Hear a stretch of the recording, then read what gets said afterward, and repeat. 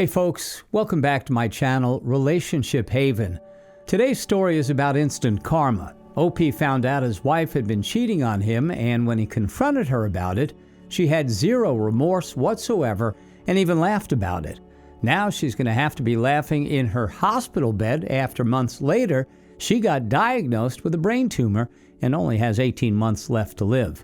In today's second story, OP's wife cheated on him with her boss and is now begging for mercy after her entire life has been wrecked. Now let's get into today's stories.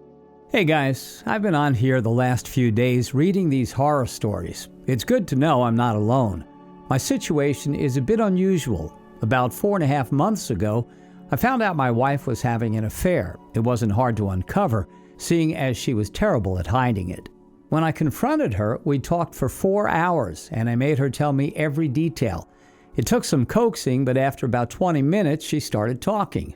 She said some crazy stuff to me that night, and the worst part about it was the way she said them, all nonchalant, like she was chatting with a girlfriend at a coffee shop. One example is when we talked about the sex. I asked her if it was the same as what we do, or if it was different. In my mind, I was thinking of different positions. What she said was like a dagger in my chest. She said it was different because it was passionate. I told her, "You're saying in the 10 years we've been together we haven't had passionate sex?" And her response was, maybe on our honeymoon. The worst part was how she said it, casual as can be. So I thought this girl is a narcissist, but I'm doubtful because narcissists are smart and cunning. This is how I found out. The first night she had a condom sticking out of her wallet in the living room. The next night, I checked her laptop and she didn't realize it was connected to her phone. Maybe you guys can explain this one to me, because to this day I still don't get what she did. I went through her photos and she had screenshotted her entire conversation with this guy and deleted it one by one. It was all in her deleted files. Maybe you can tell me what a screen recording is. It's only for iPhones. Some of the screenshots she took had timestamps at the bottom. I made her text him that night and tell him to not contact her again. The next morning, she told me he had texted her, which I appreciated. If he was smart, he would have left it alone. But his response was, "Are you okay?" Right then from that response, I knew that weasel would keep trying. I told her as much. I forgot to mention that when I confronted her, I told her that we were done, because that's the one thing I couldn't forgive. And I told her for our daughter's sake, that she could stay there until she found a place.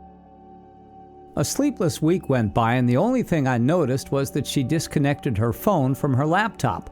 No biggie. She went out for a birthday party that weekend, and she did go where she said she did because I checked the bank account. However, she came home drunk. She maybe has a drink twice a year. Went into the bathroom for half an hour, then went to bed without even saying a word. First red flag of the night. A half hour later, I went into the garage and her car wasn't there.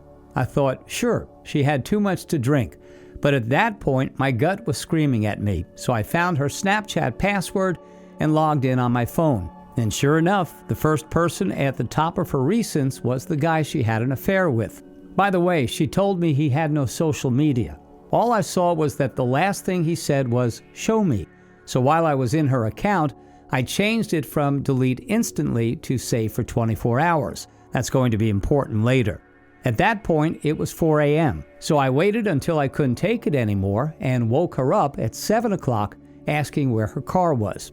I told her to call one of her girlfriends to pick her up and get her car, and I walked downstairs. I was still logged into her account on my phone, and in the 5 seconds it took me to walk downstairs and open my phone, she snapped him good morning with a nude picture. The worst part about that was the picture was from our wedding night. Anyway, she left to get her car, and I was sitting there thinking, how could she tear my heart out twice in 1 week? She came back and I told her that we needed to talk. Her response was, "Oh, this again?" I asked her if she had texted him last night, and she denied it on a technicality. So I asked if she had snapped him, which she also denied. So in my anger, I rolled my shirt up and did the pose she did and said, "Does good morning ring a bell?" Her eyes lit up in immediate anger and she started yelling and hitting me. Relax, guys, my 2-year-old hits harder. I told her I was leaving for a few days and for her to pack her stuff up. As I was walking out the door, she asked when I would be back, and I was confused because I couldn't have been any clearer. She asked if I was coming back that day, and I kid you not, because I'm supposed to go to a party later today. I looked her in the eye and said, "There is truly something wrong with your head," and I left. I'm getting to it, guys, I promise. A few days went by and my daughter kept calling out for mommy, and it broke my heart. So I caved and let her back in. She deleted her entire Snapchat when she came back and promised to wait until we were divorced. A few more days went by on that following weekend, and she was supposed to go to some food festival with her girlfriend that Sunday. Saturday night, my gut started screaming again. So while she was giving our daughter a bath, the only time her phone is not in her hand, I went to open it and saw that she had changed the passcode. The first thing that popped up in my head was our daughter's birthday. It opened on the first try, and sure enough, she was once again talking to that guy on Snapchat, and they were talking about meeting up at the food festival. I started getting a gut feeling when I got a notification earlier that day that she was back on Snapchat. I went on a walk until our daughter went to sleep. I came back home with her completely unaware that I had seen her phone. I came up with a plan to mess with her on my walk, knowing exactly how it was going to play out. When I got back, I asked politely to see her phone because I had a feeling. She willingly showed me her phone 2 days before that. She said fine, went downstairs, and then all I heard was a loud "no," and she locked herself in the bathroom. I calmly walked down there and knocked, asking if everything was okay. She responded, "I can't believe you don't trust me," yada yada. She opened the door after a few minutes and gave me her phone. Long story short, I gave her 10 minutes to get out. Here's the kicker. 2 months later, I got a call from my dad saying that she was in the hospital with a giant brain tumor. I went to visit because as much as I hate her, she is my child's mother, and it was the right thing to do. The whole drive there, I was thinking, well, that explains her insane behavior for the last couple of months. I told her that, and she was in complete denial. They took it out the next day. 2 weeks later, the test results came back. They were really bad. She had maybe 18 months. To this day, she is in complete denial about it. I was going to be supportive, but when I put her phone away at the hospital, I found an empty bottle of lube in her purse. It was important because one of the last things I said to her when I finally kicked her out was, "If you ever loved me at all in the 10 years we've been together, just start telling me the truth and wait until we're divorced." So after that, I cut all contact with her. How can I talk to someone who is so detached from reality? Everyone has been telling me to forgive her because it was the tumor, but that's bull. She knew what she was doing. There's a lot more details to this story, but I've rambled on long enough. Let me know if you want more details, and I'll post the rest on another day. Thanks for the help, guys. OP, you need to continue to remain with no contact. Now that she's in the hospital, let her affair partner take care of her. She's no longer your problem anymore. Your only concern should be your daughter. I understand what happened to her may be unfortunate and is something you think that may have caused her to cheat on you, but at the end of the day, it is still not justifiable because of the pain she has caused you. This could possibly be a guilt trip attempt by her to try and win you back. Don't fall for it, OP. Stay strong, and I hope you are able to continue to heal from your situation. Now, let's get into today's second story. Hi all, I really appreciate this community and found it very helpful throughout this process, so I'd like to share a truncated version of my story. My ex-wife and I had been together for about 6 years before we got married in June of 2021.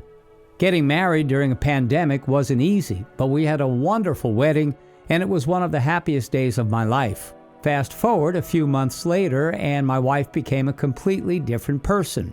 She opted to go to the office regularly while I continued to work from home. We both worked from home throughout the pandemic.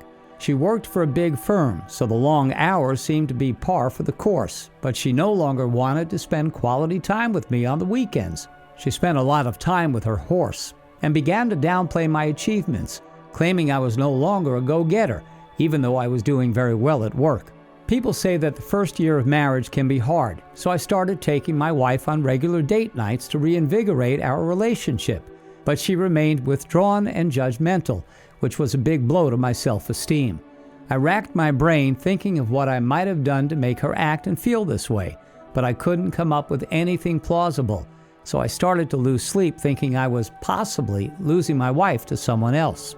These were the worst months of my life because I couldn't believe you could lose the person you married so shortly after tying the knot. So I convinced myself it was the pressure of her job that was causing her to act this way, and I opted to suppress the negative thoughts to avoid exacerbating the issues we were having. She was actually gaslighting me the whole time, and I just didn't know it. Discovery Day. I organized a romantic weekend by the beach, despite my suspicions, in order to try and revive what we had prior to our marriage. I thought this would renew our bond, but she became more brazen with her disdain. I told her I loved her on our way to dinner, and she didn't reciprocate. Later that evening, she had me take a not suitable for work photo of her in a bubble bath. And when I mentioned that it was a bit too scandalous for social media, she responded, "That's not what I'm using it for."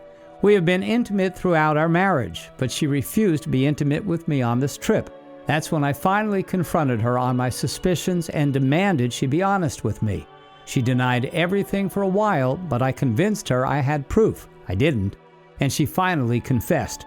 She admitted to sleeping with her boss on numerous occasions for months, and that he was pressuring her to leave me. I went through a panic attack, which I had never experienced before. And after finally calming down, I realized what a fool she was for falling for his lies. I told her I was going to inform his wife, and she responded, "She'll find out, but you won't be the one to tell her."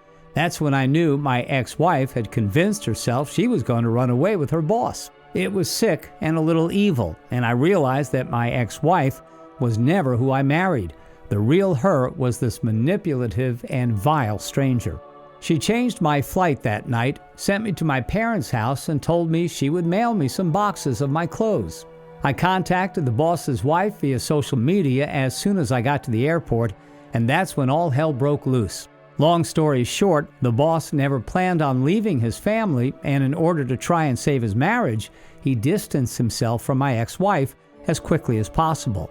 Apparently, HR had to get involved, and my ex-wife quickly gained a reputation around her office. She cried and pleaded with me to take her back, but I told her she had made the decision and I was just completing her plan. Aftermath. Success is the best revenge. Life has been good now that the dust has settled. I live near some of my closest friends, met a wonderful woman, and found a great job in California. I'm learning to love myself again and have realized that my ex-wife's opinion of me during our marriage is not a reflection of who I am or my inherent value. I'm truly happier without her, and while I occasionally feel disheartened by what transpired, I feel blessed that this truth came to light before we had kids. OP, I am deeply sorry for the pain your wife has caused you. The karma that happened afterwards is absolutely beautiful. When these cheaters are in the affair fog, their mind becomes delusional, and they start thinking the high they're experiencing will last forever. In this case, your wife idiotically thought her boss would leave his wife for her, and then run off together and spend the rest of their lives together like some fairy tale. I'm glad to hear your wife was snapped back into reality. Now she will live with the consequences for the rest of her life. Thanks for taking the time to listen to today's stories. Don't forget to like and subscribe if you haven't already done so, and comment below on what your thoughts are on today's stories. If there's a story you would like to share with me about your own situation or someone else's, then please do not hesitate to contact me. Take care, everyone.